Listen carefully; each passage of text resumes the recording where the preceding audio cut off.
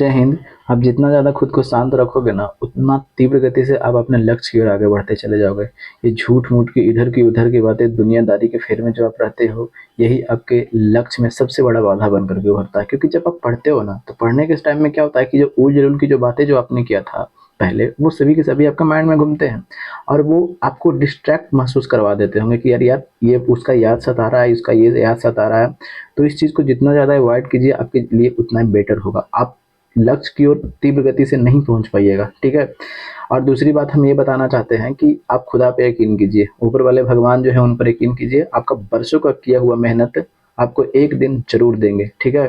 ऊपर वाले पे भरोसा रखिए, लेकिन हाँ, वो मेहनत शिद्दत से होनी चाहिए, ठीक है। ऐसा नहीं कि झूठ मूठ का मेहनत हम कर रहे हैं, ठीक है। क्योंकि भगवान किसी के साथ नाइंसाफ़ी नहीं करते हैं। भगवान वो ऐसे ही नहीं है, उन्हें भगवान ऐसे ही नहीं बोला जाता है। वो आम इंसान थोड़े नहीं है कि किसी के साथ नाइंसाफ़ी कर देंगे या पक्षपात कर देंगे। कभी नहीं, ऐसा कभी नहीं हो सकता। तो चलिए हम शुरुआत करते हैं, आगे देखते हैं। हमें क्या बोला गया है क्वेश्चन में कि एक श्रेणी क्रम में एलसीआर। अब एलसीआर की बात कर देते हैं, तो पहले एलसीआर को हम समझते हैं कि ये एलसीआर क्या होता है। देखिएगा, एलसीआर की अगर बात किया जाए तो एलसीआर क्या बोला गया है, तो श्रेणी क्रम में बोला गया है, ठीक है। अब ये श्रेणी क्रम की अगर बात बोला था तो इसको श्रेणी क्रम में लिखिए। एलसीआर का मतलब करना क्या है, ये क्या है, ये प्रेरकत्व है, ठीक है। और ये क्या होता है, प्रेरकत्व मतलब कुंडली, इसको कर देते हैं प्रेरकत्व कुंडली। और फिर इसकी बात कर देते हैं, सी आपको क्या है, तो ये कहिए कि संधारित्र है, ठीक है। और ये आर आपका क्या है, तो कहिए कि आर आपका क्या है, तो प्रतिरोध, जिसको आप रेजिस्टेंस बोलते हैं, ठीक है।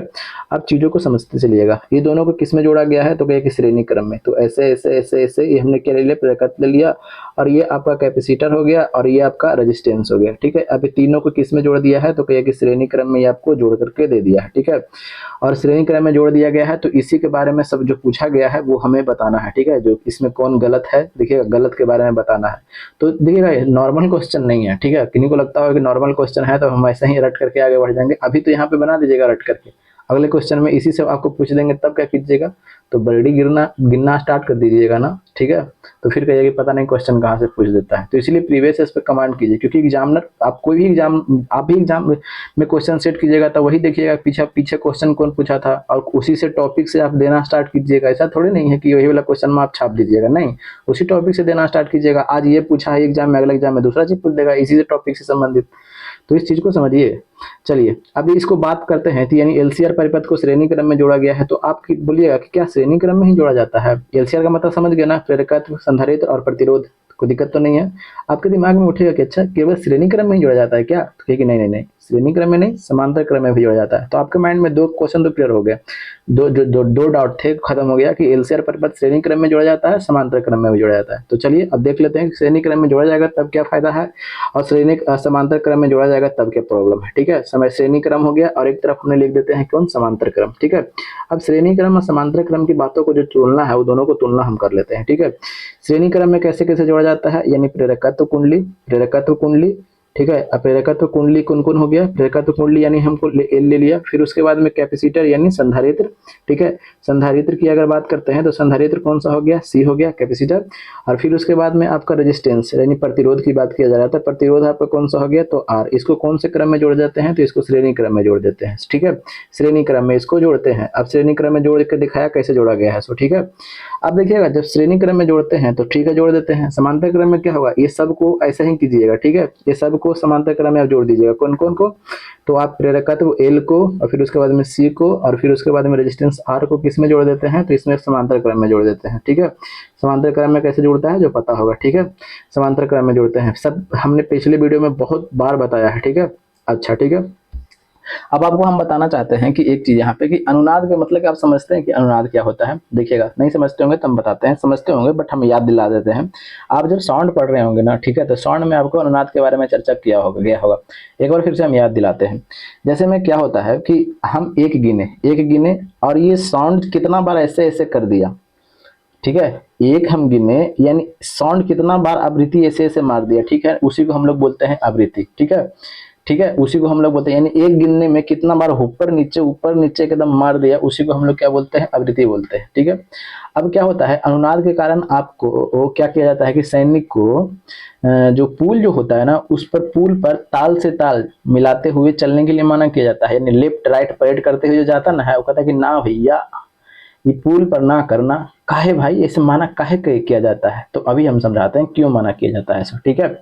इसलिए मना किया जाता है कि जैसे में अब हम जो इसका अनुनाद है, किसका, जो जो अनुनाद किसका है, एक हम चलिए ले लेते हैं जेट फाइटर ले लेते हैं, ठीक है, इससे आप ज्यादा समझिएगा, ठीक है।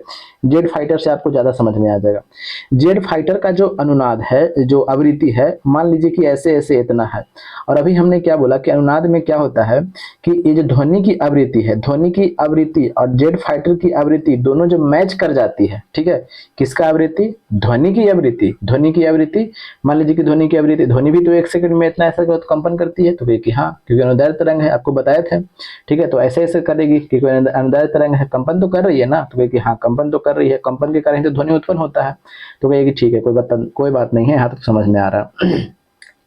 अब क्या हो गया कि ध्वनि की आवृत्ति और जो ये जेट फाइटर है, ठीक है, उसकी आवृत्ति अगर दोनों मैच कर गया, ठीक है, दोनों मैच कर गया लगभग लगभग, तब क्या होता है कि इसका एम्पलीट्यूड यानी आयाम जो होता है एकदम मैक्सिमम ऐसे हो जाता है, इसको बोलते हैं आयाम, इसका क्या होता है मैक्सिमम हो जाता है।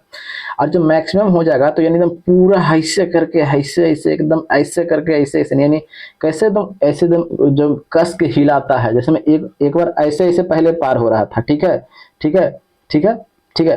अब क्या कर रहा है कि ऐसे ऐसे पार हो रहा है, ऐसे ऐसे एकदम पार हो रहा है, ऐसे ऐसे। तब बोलिए, जैसे मैं आप मान करके चलिए कि पहले सुनामी ऐसे ऐसे आ रहा था, ऐसे ऐसे, ठीक है, समझ में आ रहा है।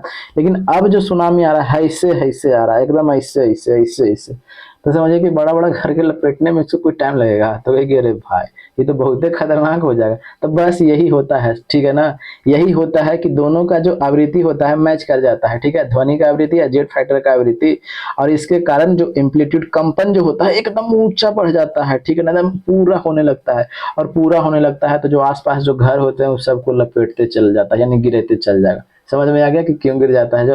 और यही वाला चीज आपको किस में देखने को मिलता है, तो यही वाला चीज आपको ये पुल वाला में देखने को मिलता है। तो इसीलिए सैनिक को मना किया जाता है कि देखो भैया, उधर से तो लेफ्ट राइट करते हुए आए हो, लेकिन पुल पर ना करना, ठीक है।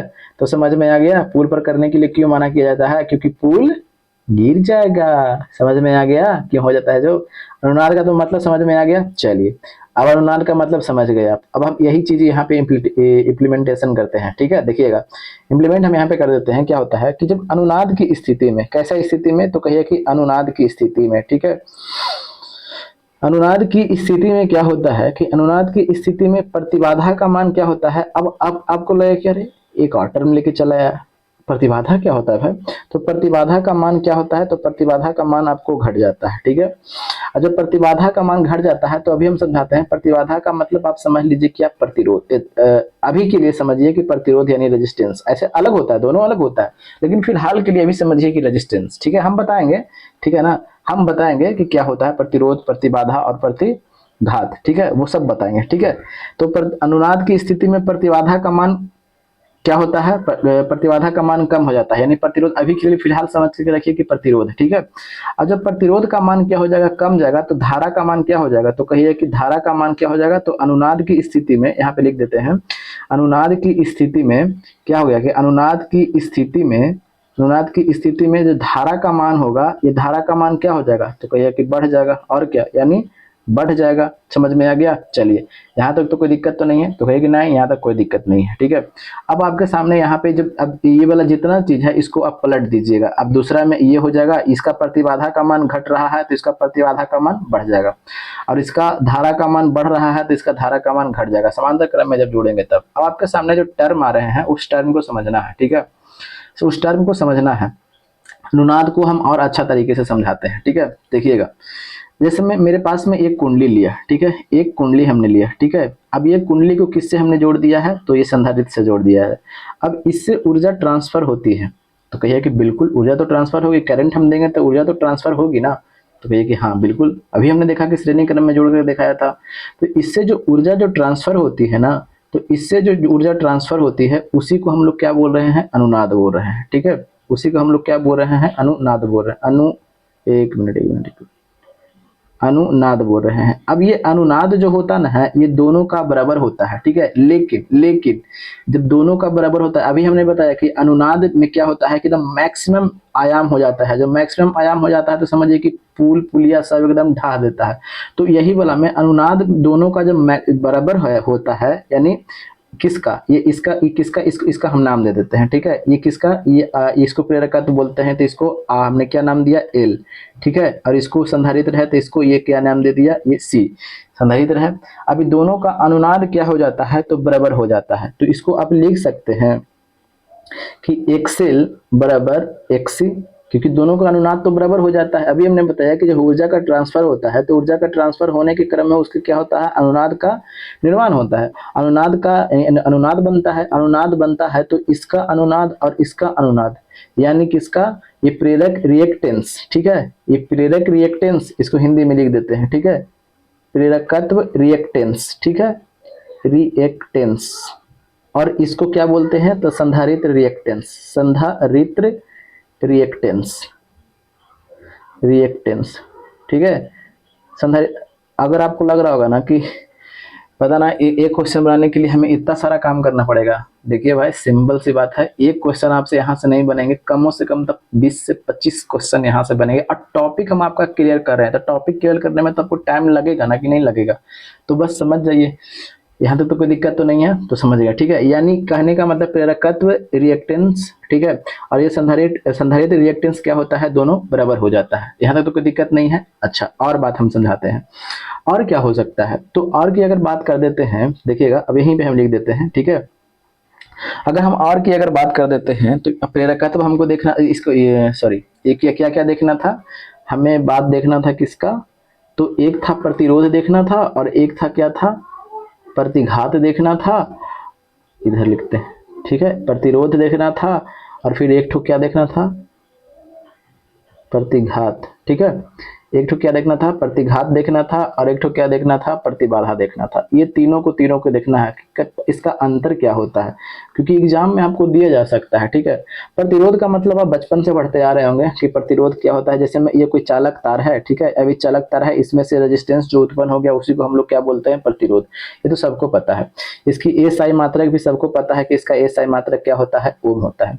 लेकिन लेकिन लेकिन लेकिन लेकिन लेकिन इसका सिंबल तो पता है कि इसको आर से सूचित करते हैं, ठीक है, इसको आर से, इसको एक्स से, और इसको किस से, इसको जेड से सूचित करते हैं, ठीक है। अब हमें समझना क्या है, समझना यह है कि ये जो प्रत्यावर्ती धारा की अगर बात करते हैं, प्रत्यावर्ती धारा मतलब बोले तो किसका, मतलब कि प्रत्यावर्ती धारा बोले तो क्या, एसी करंट। एसी करंट की अगर बात कर देते हैं, ये एसी और डीसी दोनों में होता है। ये प्रत्यावर्ती धारा के आवृत्ति पर निर्भर नहीं करता है, आवृत्ति पर क्या निर्भर नहीं करता है, ठीक है। आवृत्ति अभी हमने समझाया, आवृत्ति पर निर्भर नहीं करता है। अभी हमने समझाया, क्या समझाया, आवृत्ति यानी 1 सेकंड में कितना बार ऐसे ऐसे मार दिया, ठीक है, उसी को हम लोग आवृत्ति कहते हैं। तो ये प्रत्यावर्ती धारा कितना बार ऐसे ऐसे कर रहा है, उस पर ये जो क्या है, रेजिस्टेंस है, मतलब नहीं करता है कि भैया तुम कितनों बार ऐसे लहरिया कट मारते आओ, हमको उसको कोई फर्क पड़ने वाला बिल्कुल नहीं है, ठीक है। ये कौन बोलता है, रेजिस्टेंस बोलता है, हम मारेंगे यानी रोकेंगे तो रोकेंगे, तुम कितनों लहरिया कट मारते आओ, हम रोकेंगे तो रोकेंगे। यानी समझ जाइए कि एकदम पुलिस के जैसा ये काम करता है, हम रोक देंगे, एकदम कितनों लहरिया कट मार के आओ, सिंपल से आओ, हम सब रोकेंगे, ठीक है। ऐसा नहीं है, पुलिस वाला काम ऐसे करता है ना, रोक देता है सबको। समझ गए। अब देखिएगा, अब दूसरी बात हमें क्या बोला गया है, यहाँ तो समझ में आ गया कि यहाँ पे के अच्छा से लिख देते हैं, नहीं तो के ऐसे लिख दिया है, ठीक है, कि आवृत्ति पर निर्भर नहीं करता है, यानी प्रतिरोध का मान तो हमें पूरा, प्रतिरोध के बारे में तो क्लियर हो गया। अब समझना है कि प्रतिघात क्या होता है। देखिएगा, प्रतिघात की अगर बात करते हैं, जैसे में आपके पास में कोई रेजिस्टेंस है, ठीक है, कोई रेजिस्टेंस है, या आपके पास में क्या है, तो कहिए कि संधारित्र है, ठीक है, या आपके पास में क्या है, कोई कुंडली है, ठीक है। ये तीनों में अगर रेजिस्टेंस उत्पन्न हो रहा है, ये तीनों में लिख देते हैं कि ये तीनों में अगर रेजिस्टेंस उत्पन्न हो रहा है, और तीनों को एक, जैसे में ऐसा नहीं कि तीनों के साथ है, तीनों में से कोई एक वो ले सकते हैं, ठीक है ना, जोड़ने के क्रम में तीनों में से कोई एक आप ले रहे हैं ना, इसमें ले लिया, या तो इसमें ले लिया, या तो इसमें ले लिया, ठीक है। और इसमें क्या था, चालक ये तार था, ठीक है, यहाँ पे लिख देते हैं, ये तार में अगर उत्पन्न हो रहा है तब, यहाँ पे रेजिस्टेंस अलग से है, रेजिस्टेंस अलग से है, तो उसमें भी तो आपको रेजिस्टेंस देखने को मिलेगा ना। फिर उसके बाद में ये संधारित्र है, और ये क्या है आपको, तो ये आपको प्रेरक कुंडली आपको देखने को मिलेगा। अगर ये तीनों क्या लिखे, ये तीनों में क्या प्रतिरोध उत्पन्न होता है, प्रतिरोध, ठीक है, या करके हमने लिखा है ना, प्रतिरोध उत्पन्न होता है, उत्पन्न होता है तो उसे हम लोग क्या बोलते हैं, तो कहिएगा कि प्रतिघात बोलते हैं, ठीक है, प्रतिघात बोलते हैं, प्रतिघात कहते हैं। यहाँ तक कोई दिक्कत तो है नहीं, समझ में आ गया। या तो आप इसको ले लीजिए, या तो इसको, या तो इसको, ये तीनों में अगर प्रतिरोध जो उत्पन्न होगा तो उसको हम लोग क्या बोलते हैं, प्रतिघात बोलते हैं, ठीक है। अब आपके सामने उठेगा कि सिंबल क्या होता है, तो इसका सिंबल की अगर बात बोलते हैं तो इसका कैपिटल एक्स से सूचित करते हैं, ठीक है।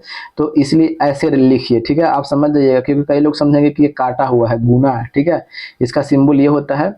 अब ये प्रत्यावर्ती धारा की अगर बात कर देते हैं तो ये प्रत्यावर्ती धारा के क्या होता है, तो प्रत्यावर्ती धारा के आवृत्ति पर निर्भर करता है, आवृत्ति पर क्या कर देता है, आवृत्ति पर निर्भर करता है। तो जानते हैं आजकल के क्वेश्चन यही स्टेटमेंट वाइज पूछते हैं, जो आप जीडी वगैरह लड़के होंगे ना, तो कितना आपका जीडी में उससे काम कीजिएगा, जिस खुद सोचिए कि मेहनत करने वाले लड़के को बिना कॉपी कलम के सहारे कैसे काम कर सकते हैं। यह प्रत्यावर्ती धारा की आवृत्ति पर निर्भर करेगा कि नहीं करेगा, तो कि हाँ बिल्कुल करेगा, ठीक है।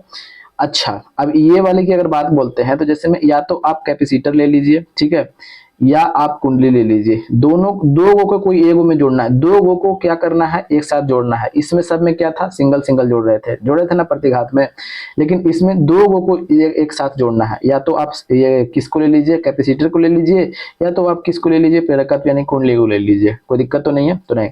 या तो आप इसको संधारित्र को ले लीजिए, या तो आप रेजिस्टेंस को ले लीजिए, या ठीक है, दो, लेकिन दो को जोड़ना है, ठीक है। या तो आप क्या ले लीजिए, या तो आप कुंडली ले लीजिए ऐसे ऐसे, या कुंडली ले लिया, या किसको आप ले सकते हैं, तो कुंडली ले लिया तो आप इसको ले लीजिए, रेजिस्टेंस ले लेते हैं, ठीक है। यहाँ पे रेजिस्टेंस ले लिया, ठीक है, यहाँ पे ये हो गया और ये रेजिस्टेंस हो गया। तो जिसमें अब इसमें जो प्रतिरोध उत्पन्न होगा, ये तीनों से जो उत्पन्न होगा, तीनों से जो प्रतिरोध उत्पन्न होगा ना, ठीक है, प्रतिरोध उत्पन्न होगा तो उसे पता है क्या बोलेंगे, प्रतिरोध उत्पन्न होगा तो उसे हम लोग बोलेंगे क्या, प्रतिबाधा, उसे क्या बोलेंगे, तो उसे हम लोग बोलेंगे प्रतिबाधा। समझ में आ गया। इसकी सिंबल की अगर बात करते हैं तो इसका सिंबल क्या होता है, जेड होता है। इसका एसआई मात्रा की अगर बात करते हैं तो इसका एसआई मात्रा क्या होता है, तो इसका एसआई मात्रा का आपको ओम देखने को मिलेगा। इसका भी एसआई मात्रा की अगर बात कर देते हैं तो इसका भी एसआई मात्रा का आपको क्या देखने को मिलेगा, तो इसका भी एसआई मात्रा का आपको ओम देखने को मिलेगा। यानी तीनों का मात्रा का आपको ओम, लेकिन सिंबल अलग अलग, ठीक है ना। इसको एक से सूचित किया जाता है, ठीक है, इसको किससे, तो जेड से सूचित किया जाता है। तो समझ में आ गया, प्रतिरोध, प्रतिघात और प्रतिबाधा। अब तो क्लियर का भी, अब तो डॉट क्लियर हो गया।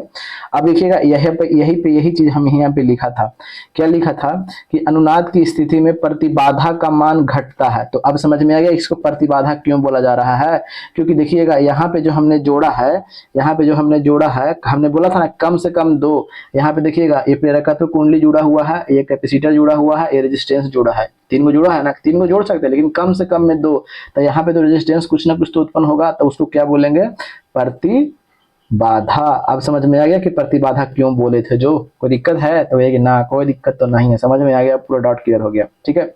अगर आप बात कर देते हैं कि अनुनाद की आवृत्ति क्या होगी, ठीक है, अनुनाद के जैसे में अब यहाँ से ऊर्जा ट्रांसफर यहाँ पे हो रहा है, ठीक है, तो ऊर्जा ट्रांसफर हो रहा था, क्या हमने बताया, तो यानी एक्सेल जो होगा ये एक्सी के बराबर होगा, यानी संधारित्र का रिएक्टेंट और ये कुंडली के रिएक्टेंट दोनों बराबर होंगे। इसका सूत्र जो होता है वो सूत्र क्या होगा, तो F0 बराबर क्या हो जाएगा, 1/2 पाई रूट ओवर LC।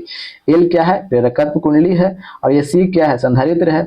तो समझ गए। तो इस तरीके से अब पूरा ये टॉपिक आपका कंप्लीट हो गया। क्वेश्चन कहीं से भी पूछे, देखिएगा ये सब टॉपिक को कंप्लीट करने में हमें काफी ज्यादा रिसर्च करना पड़ता है, क्योंकि एक जगह इकट्ठे आपको बुक में नहीं दिया हुआ रहता है कि हाँ किसी बुक में दिया गया है तो उठा करके हम डाल दिया, बता दिया, नहीं, काफी ज्यादा हमको रिसर्च करना पड़ता है, तब हम आपके सामने लेकर के आते हैं। समझ गए। चलिए, तो अब हम आंसर पर चलते हैं। अब आपका पूरा का पूरा समझ में आ जाएगा, ठीक है। क्या बोला गया है कि एक श्रेणी क्रम एलसीआर परिपथ के लिए निम्न में से कौन सा कथन गलत है, गलत को चुनना है। तो अभी देखिएगा, अनुनाद पर एक्सेल बराबर एक्सी, यानी एक्सेल बराबर एक्सी हमने क्या बताया था, ये संधारित्र संधारित्र वाला जो आपको रिएक्टेंट होगा, और ये किसका, तो ये कुंडली का रिएक्टेंट होगा, दोनों को दोनों क्या हो जाएगा, बराबर होगा, दोनों को दोनों बराबर है ये कि हाँ भाई बराबर तो है। देख रहे हैं क्वेश्चन समझ में आ रहा है ना, इसीलिए मेरा मकसद सिर्फ यही है, क्वेश्चन आपको समझ में आना चाहिए। अब देखिएगा, अनुनाद परिपथ पर अनुनाद परिपथ परिपथ की प्रतिबाधा, अभी देखिएगा प्रतिबाधा आया, ठीक है, अधिकतम होगी। अनुनाद परिपथ की प्रतिबाधा अधिकतम होगी। कौन क्रम में जोड़ा है भैया? श्रेणी क्रम में जोड़ा हुआ है। और जब श्रेणी क्रम में जोड़ता है तो देखिएगा इधर हम लेकर के आ रहे हैं, देखिए श्रेणी क्रम में हमने जोड़वाया है, प्रतिबाधा की बात बोल रहे हैं, तो प्रतिबाधा क्या होता है? प्रतिबाधा का मान कम होता है। देखिए नीचे का सिंबल किया हुआ है ना, हम ऊपर नीचे का सिंबल किया हुआ है यानी कम होता है। देखिएगा यहाँ पे है ना नीचे का सिंबल किया हुआ, यहाँ का बोला है, यहाँ तो बोल दिया है कुछ अधिकतम होता है, पकड़ा गया ना, बस यही बोला है, गलत यही है। समझ गए? देख रहे हैं क्वेश्चन का लेवल कैसे घूमता है। जो मेरा मकसद सिर्फ और सिर्फ आपको क्या था, समझाना था, ठीक है। तो समझ गए कि क्वेश्चन का लेवल क्या है। जो अब देखिएगा, अनुनाद की आवृत्ति होती है, तो अभी हमने फार्मूला लिखा, देखिएगा यहीं पे लिखा है एफ नॉट बराबर 1/2 pi root over L C. तो हाँ बिल्कुल ये भी सही है। अनुनाद पर धारा का आयाम अधिकतम होता है, बिल्कुल। देखिएगा धारा का मान क्या होता है? अनुनाद पर धारा का मान बढ़ जाता है। देखिएगा यहाँ पे सही है, सही है कि नहीं है? अधिकतम होता है, तो देख रहे हैं सब सही है। तो इसका आंसर कौन सा होगा? गलत यही है, यहाँ पे अधिकतम नहीं, यहाँ पे कम होगा आंसर, ठीक है। तब ना धारा का मान अधिकतम होगा। तो देखिएगा अच्छे तरीके से हम आपको समझा रहे हैं बिल्कुल कि आपका देखिए क्वेश्चन 20 मिनट लग गया है एक टॉपिक खत्म कर रहे हैं, लेकिन हम टॉपिक खत्म कर दिए। ऐसा नहीं कि क्वेश्चन इसका आंसर ये होगा जी आगे बढ़ो, उस किताब में दिया हुआ है, खुद भी कर सकते थे, ठीक है। चलिए आगे क्या बोला गया है इस चीज को देखते हैं। बोला क्या गया कि अनुदैर्घ्य तरंग का उदाहरण है। अनुदैर्घ्य तरंग का उदाहरण की बात कर देते हैं। तो अनुदैर्घ्य तरंग अनुप्रस्थ तरंग के बारे में हमने चर्चा किया था, कई बार हमने चर्चा किया है, ठीक है। एक होता है अनुदैर्घ्य तरंग, ठीक है, अनुदैर्घ्य तरंग, और एक होता है क्या? अनुप्रस्थ तरंग। तो अनुदैर्घ्य तरंग और अनुप्रस्थ तरंग कौन कौन है उसके बारे में हमने चर्चा किया था कि अगर ध्वनि की बात कर देते हैं तो ध्वनि आपका कौन सा तरंग है? तो अनुदैर्घ्य तरंग है। लेकिन यही अगर प्रकाश की बात करते हैं तो ये प्रकाश आपका अनुप्रस्थ तरंग है, ठीक है। आपके दिमाग में उठेगा कि एक मिनट, आपके दिमाग में उठेगा ये वाला चीज कि अनुदैर्घ्य तरंग कैसे चलता है? तो ऐसे ऐसे चलता है, ठीक है, संपीड़न और विरलन पर। लेकिन अनुप्रस्थ तरंग ऐसे ऐसे चलता है, लहरिया कट मारते हुए, ठीक है। अगर देखिएगा ऑप्शन की अगर देखते हैं तो रेडियो तरंग ये पहले फलना फलना चिल्ला दिए हुए है, तो इसके बारे में हम चर्चा कर लेते हैं। देखिएगा एक होता है इलेक्ट्रोमोटिव फोर्स, इलेक्ट्रोमैग्नेटिक फोर्स यानी विद्युतीय चुंबकीय तरंग EMV, ठीक है, इलेक्ट्रोमोटिव वेव, विद्युत इलेक्ट्रोमैग्नेटिक क्या होता है? वेव, ठीक है, EMV इलेक्ट्रोमैग्नेटिक वेव यानी विद्युत चुंबकीय तरंग, ठीक है, विद्युत चुंबकीय तरंग, ठीक है। अब ये विद्युत चुंबकीय तरंग कौन कौन से होता है इस बार को याद कर लीजिए, हमने कई बार बताया है लेकिन फिर से एक बार बता देते हैं कौन कौन होता है। तो RMI VUXY, बस ये सब के सब क्या है? EMV है, ठीक है, इलेक्ट्रोमैग्नेटिक वेव है, ठीक है। अब ये इलेक्ट्रोमैग्नेटिक वेव है तो इसका खासियत क्या होता है कि इसका खासियत ये होता है ना है कि इसकी गति जो होती है ये प्रकाश की गति जितना होती है। यानी प्रकाश की गति कितना है? तो कहिए कि 3 लाख किलोमीटर के आसपास में प्रकाश की गति के क्या होता है? बराबर होता है। कोई दिक्कत तो नहीं है। R से आपका क्या हो गया? रेडियो वेव, M से माइक्रोवेव, I से क्या हो गया? तो I से आपको क्या हो गया? तो I से आपको क्या हो गया? ये हो गया, ठीक है। देखिएगा R से लिख देते हैं रेडियो वेव, लिख देते हैं यहाँ पे, आपको ज्यादा क्लियर होते चल जाएगा, ठीक है। चलिए लिखते चलते हैं, यहाँ पे समझ में आएगा, रेडियो वेव हो जाएगा। फिर M से क्या हो गया? माइक्रोवेव। माइक्रोवेव कहने का मतलब क्या होता है? सूक्ष्म तरंग, ठीक है। माइक्रोवेव बोलने का मतलब क्या है? तो कहिए कि ज्यादा बड़ा होता जा रहा है, छोटा कर लेते हैं, ठीक है। माइक्रोवेव की अगर बात कर लेते हैं यहाँ पे क्या बोलते हैं? तो सूक्ष्म तरंग, ठीक है, सूक्ष्म तरंग होता है, ठीक है। और आई का मतलब क्या होता है? इंफ्रा वेव, ठीक है, ये इंफ्रा रे भी आप कह सकते हैं, ठीक है। तो इंफ्रा रेड की अगर बात कर देते हैं तो यानी अवरक्त किरण, ठीक है, ठीक है। और ये V से क्या हो गया? विजुअल हो जाएगा यानी दृश्य किरण, ठीक है, दृश्य किरणें। और ये आपको क्या हो गया? ये RMIVU ये अल्ट्रा वायलेट है, ठीक है, अल्ट्रा वायलेट यानी परावैंगनी, ये परावैंगनी हो गया, ठीक है। और ये X क्या हो गया? तो ये X रे ही है। और ये आपको गामा, तो आपको गामा तो पता ही है। तो तीनों सभी चीज को हमने लिख दिया। ऊपर जाने पर क्या होता है कि ये जो लैम्डा यानी तरंगदैर्घ्य का मान बढ़ता है और नीचे आने पर तरंगदैर्घ्य का मान घटेगा, लेकिन ऊर्जा और आवृत्ति जो होगा नीचे आने पर क्या होता है, तो बढ़ते जाता है। ठीक है, तो अब चीज को यहाँ से समझ गए। चलिए ऑप्शन पर सीधा चलते हैं। ठीक है, चलिए अब देखते हैं कि क्या क्या बोला गया है। क्या बोला गया है कि अनुदैर्घ्य तरंग का उदाहरण है। तो अनुदैर्घ्य तरंग का देखिएगा, रेडियो वेव, अभी हमने क्या देखा कि विद्युत चुंबकीय तरंग है, इलेक्ट्रोमैग्नेटिव वेव है। तो रेडियो वेव तो आर लिख देते हैं, RMIV अब देखिएगा रेडियो वेव, ये तो EM भी है भैया, इसको काट दीजिए। ध्वनि तरंग, ध्वनि तरंग हमने अभी देखा कि क्या है, ध्वनि तरंग आपको अनुदैर्घ्य तरंग है, लिखा हुआ है ना, अनुदैर्घ्य तरंग पूछा है, आंसर यही हो जाएगा। बाकी देखिए ये एक्स रे हो गया, ये गामा रे हो गया, ये सभी के सबको विद्युत चुंबकीय तरंग है। विद्युत चुंबकीय तरंग की खासियत क्या है, ये विद्युत चुंबकीय तरंग की खासियत यही है कि इसका वेग प्रकाश के वेग जितना होता है। तो देख रहे हैं क्वेश्चन कहाँ से पूछा जाता है। तो इस तरह हो सकता है कि अगले क्वेश्चन में ये सम ऑप्शन को टपका दे। ठीक है, तो वहां पे कंफ्यूज कर जाइएगा, तो इसलिए इस चीज को आप रट लीजिए। ठीक है, चलिए आगे देखते हैं, अगले पे चलते हैं। क्या बोला गया है कि प्रकाश प्रकाश का प्रकीर्णन संभव है। तो देखिएगा प्रकाश का प्रकीर्णन मतलब समझते हैं, प्रकीर्णन का बोले का मतलब छितर जाना। तो छितरता कब है, देखिएगा छितरता कब है जो समझाते हैं। देखिए जैसे में ये आपके पास में कोई क्या है, प्रिज्म है। अब यहाँ से प्रकाश, श्वेत प्रकाश की किरणें गुजरे तो आधार की ओर क्या हो जाता है, हल्का सा मुड़ जाता है और ऐसे ऐसे क्या होता है, 7 रंग में विभक्त हो जाता है। तो कौन कौन सा विभक्त होता है, तो याद रखिएगा VIDGYOR, VIBGYOR। ठीक है, याद है ना। ये R से आपको क्या हो गया, रेड हो गया, O से क्या हो गया, ऑरेंज हो गया, Y से क्या हो गया, येलो हो गया। ठीक है, अब G से क्या हो गया, ग्रीन, ब्लू, इंडिगो और वायलेट। ठीक है, चलिए इतना तो समझ में आता होगा। तो इसका आंसर कौन सा हो जाएगा, प्रकाश का प्रकीर्णन संभव है कहां से, तो प्रिज्म से। ऑप्शन नंबर का हो जाएगा 1 हो जाएगा। ठीक है, आगे क्या बोला गया है, अब देखिए इसी पर हमें एक और क्वेश्चन बन जाएगा। सूर्योदय या सूर्यास्त के समय सूर्य का रंग लाल दिखता है। अरे भैया देखिएगा काहे दिखता है ऐसे, देखिएगा ऊपर जितना जो है ना उसका तरंगदैर्घ्य क्या होता है, तो तरंगदैर्घ्य मैक्सिमम होता है, यानी लाल रंग का तरंगदैर्घ्य क्या होता है, तो कहिए कि अधिकतम होता है। जब लाल रंग का तरंगदैर्घ्य अधिकतम होता है, तरंगदैर्घ्य का मतलब अभी हमने बताया कि तरंगदैर्घ्य का मतलब होता है डेग, यानी ऐसे ऐसे लंबा लंबा डेग मारता है। तो आपको खुद हम बता रहे हैं कि मान लीजिए कि कोई नदी है, ठीक है, अभी नदी से आपको पार करना है, तो आप लंबा लंबा डेग मार करके पार कर गए, 2 बार में, 1 बार में पार कर गया था, क्या आपको ज्यादा अवरोध देखने को मिलेगा, तो कहिए कि नहीं, ज्यादा अवरोध तो हमको देखने को नहीं मिलेगा।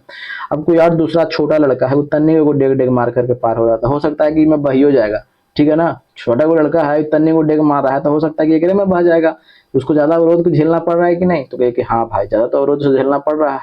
तो यही वाला है, लाल रंग का जो तरंगदैर्घ्य क्या होता है, ज्यादा होता है, तो ज्यादा होगा तो ज्यादा बिखरेगा जी, कहीं को लंबा लंबा डेग मार के तो भाग जाएगा। और जो छोटका लड़कन होगा यानी बैगनी वगैरह जो है, तन्नी को डेग मारता है तो पानी में बह जाएगा। बस सिंपल सी बात यही है। सूर्योदय सूर्यास्त के समय लाल दिखता क्यों है, तो सूर्योदय सूर्यास्त के समय की अगर बात कर देते हैं तो अब देखिएगा, बड़ी तरंगदैर्घ्य का प्रकाश प्रकीर्णित होता है। बड़ी तरंग के प्रकीर्णित होता है, बड़ी वाला तो कम ना होगा जी, क्योंकि उसको अवरोध तो कम झेलना पड़ेगा। ये गलत बोल दिया। छोटी तरंगदैर्घ्य का प्रकाश अपवर्तित कहाँ से हो जाएगा, अपवर्तित बोला तो काम ही खत्म है, क्योंकि प्रकीर्णन की बात हो चल रहा है। बड़ी तरंगदैर्घ्य का प्रकाश परावर्तित कहाँ से आ जाएगा, छोटी तरंगदैर्घ्य का प्रकाश क्या होता है, प्रकीर्णित होता है। यस, अभी हमने देखा कि ये बैगनी वाला जो कहाँ गया जी, हाँ ये बैगनी वाला ज्यादा होगा, क्यों, क्योंकि भैया तनी को डेग मार रहा था, एकदम तुरंत ही इसको एकदम दहा बहा कर देगा। तो इसका आंसर कौन सा हो जाएगा, आंसर आपके सामने हो जाएगा, ये ऑप्शन नंबर 4 हो जाएगा। ठीक है, तो ये हो जाएगा। तो वीडियो कैसा लगा होगा जो बताइएगा, बाकी वीडियो लंबा होता चला जा रहा है, तो बाकी फिर अगले पार्ट में हम लेकर के आएंगे। कैसा लगा, समझ में आता या नहीं आता जरूर बताइएगा। ठीक है, आपको देखिएगा, आपको समझ आने से मतलब है, हमें मानते हैं कि पता चैनल हमारा छोटा है, काफी ज्यादा छोटा है। ठीक है, और लेकिन क्या होता है ना कि दिखावटी की दुनिया में हम बिल्कुल नहीं रहने वाले हैं, कि आप भी नहीं रहिए, क्योंकि दिखावटी की दुनिया कुछ समय के लिए होता है और वो लंबे समय में आपको दुख पैदा कर देता है। ठीक है, तो चलिए मिलते हैं अगली वीडियो में, तब तक हंसते रहिए, मुस्कुराते रहिए, और कैसा लगा सेशन जरूर बताइएगा। जय हिंद, जय भारत, वंदे मातरम। अगर नए हो तो सब्सक्राइब कर लीजिएगा, थोड़ा शेयर वगैरह कर लीजिएगा, इच्छा होगा तो जाइए। ठीक है, जय हिंद।